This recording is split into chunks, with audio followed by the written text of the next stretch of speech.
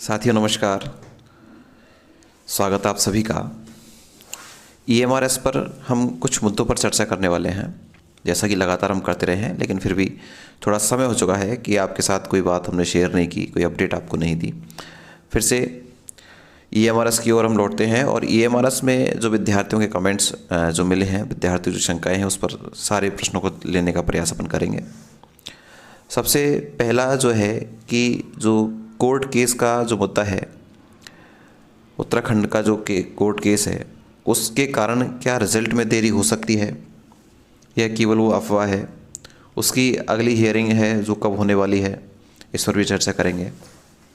साथियों, आप सभी को पता है कि 12 जनवरी पर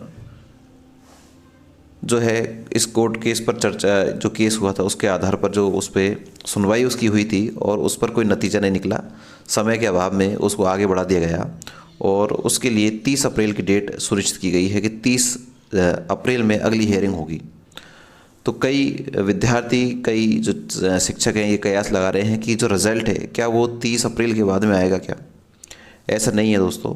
रिज़ल्ट तो आपका अभी तुरंत संभव है कि आपका जनवरी लास्ट या फरवरी वीक में आपको देखने को मिल ही जाएगा। तो कोर्ट केस का रिजल्ट पर कोई प्रभाव नहीं है। कोर्ट केस तो आपको पता है कि ये एग्ज़ाम जब हुई नहीं थी उससे पहले का चल रहा है। विज्ञप्ति जब आई थी उस समय का चल रहा था कि इसको सेंट्रल लेगी या स्टेट इसको कराएगा, उसके आधार पर कोर्ट केस चल रहा है। यहाँ कहीं कोई समस्या नहीं है कि आपके रिजल्ट में इस जो कोर्ट केस है इसकी अड़चन आ सकती है।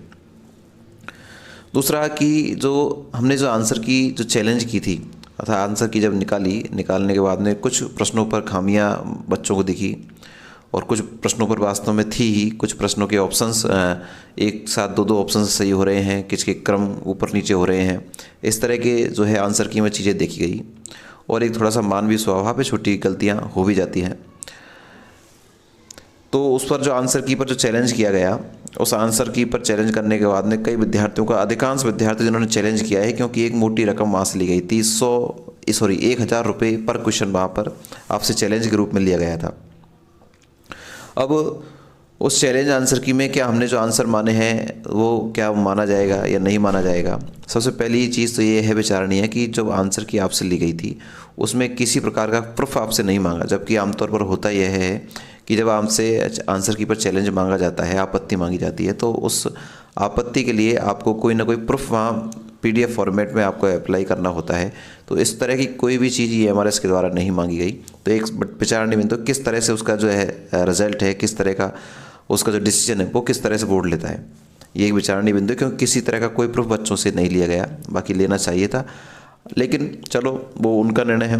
अब जो आंसर की पर चैलेंज हो चुका है वो आंसर की फाइनल कब आने वाली है, वो फाइनल आंसर की आएगी भी या नहीं आएगी, ये भी एक विचारणीय बिंदु है। तो साथियों, आंसर की अलग से तो कोई आपके आंसर की नहीं आने वाली है कि एग्जाम से पहले आपको रिवाइज्ड आंसर की देखने को मिल जाएगी या फाइनल आंसर की देखने को मिल जाएगी, ऐसा नहीं होगा। आपका रिजल्ट के साथ ही आपको यह पता चल पाएगा कि हमारे किस क्वेश्चन में क्या दिक्कत थी और क्या बोर्ड के द्वारा माना गया है। इसको आपको रिजल्ट के समय, अर्थात रिजल्ट ही आपका आना है, जो डायरेक्ट है आपका क्या आना है, रिजल्ट आपका आना है। उसके बाद वो फाइनल आंसर की जारी कर देंगे कि हमने इस प्रश्न का आंसर ये माना है।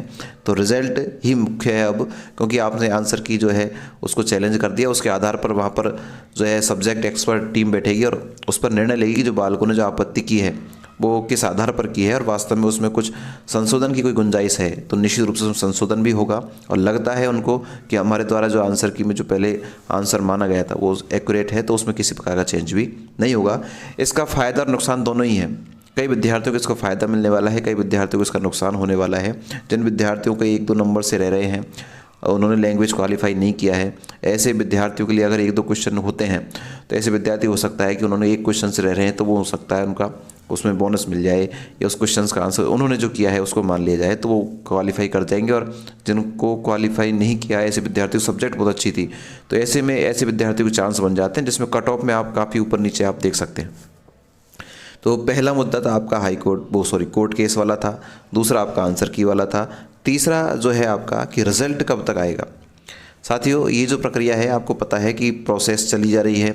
एग्ज़ाम आपको पता है कि ऑफलाइन मोड पर आपका एग्ज़ाम हुआ था और ऑफलाइन मोड का रिज़ल्ट इतना जल्दी आना एक थोड़ी सी विचारणीय बिंदु होता है, इतना जल्दी आपको रिजल्ट नहीं देखने को मिलेगा। और समय हो चुका है, आपकी एग्ज़ाम लास्ट 31 को लगी थी, जिसमें जो सेंटर है उस पर संशोधन करके उसी की एग्ज़ाम हुई थी। बाकी आपकी एग्ज़ाम शायद 24 तारीख को समाप्त हो गई थी। उसके बाद लगभग 1 महीना होता आया। तो अब आपके चांसेज ये बनते हैं कि आपका रिज़ल्ट किसी भी दिन आपको देखने को मिल सकता है। लगभग जनवरी लास्ट में या फरवरी में आपको इसका रिज़ल्ट जो है आप जिसके लिए इंतज़ार कर रहे हैं वो आपको देखने को मिल सकता है। ये 3 मुद्दे बार बार बच्चों के सामने आ रहे थे। अगला जो है वो तो चलता ही रहेगा जब तक आपका सिलेक्शन नहीं हो जाएगा कि लैंग्वेज क्वालिफाइंग मार्क्स, हमारे नंबर इतने आ रहे हैं, कितने आ रहे हैं। ये सारी चीज़ें आप लगातार चैनल पर देख रहे हैं। पोल में आपने भाग ले ही लिया होगा निश्चित रूप से, अगर चैनल से जुड़े हुए हैं तो वोटिंग आपने कर ही ली होगी। नहीं किया तो भी आप चैनल से जुड़कर चैनल को सब्सक्राइब करके वोटिंग कर सकते हैं। साथ में यहाँ तक ही हमें सीमित नहीं होना है, हमारे पास आगे भी कुछ और जो है ऑप्शंस वो खुल गए हैं। DSSU में आपकी वैकेंसी आ चुकी है, तो आपने जो यहाँ तैयारी की है वो तैयारी वहाँ काम आ जाएगी, लेकिन तभी काम आएगी जब आपकी तैयारी में निरंतरता होगी, रेगुलरिटी होगी। तो आप इसमें अब ज़्यादा समय नहीं गंवाएं, आपका जो रिजल्ट है वो आना है, जिस स्थिति में आना है वो आकर रहेगा। आपको अपनी तैयारी, जो नेक्स्ट वैकेंसी आ रही है DSSB में, उसकी आपको तैयारी करनी चाहिए। TGT की अच्छी वैकेंसी है, PGT की भी है, NTT की भी वैकेंसी है, PRT का आना बाकी है। तो ये वैकेंसीज आपके लिए हैं, और भी कई स्टेट में अलग अलग तरह की वैकेंसीज चल रही हैं। तो आप लगातार जुड़े रहें और एजुकेशन साइकोलॉजी को इस चैनल से पढ़ने के लिए इस चैनल को सब्सक्राइब जो कर लें। आप सभी के लिए बहुत बहुत शुभकामनाएं। आपको जानकारी कैसी लगी कमेंट्स बॉक्स में ज़रूर बताइएगा, साथ में अपने मित्रों को शेयर ज़रूर कीजिएगा। Thank you.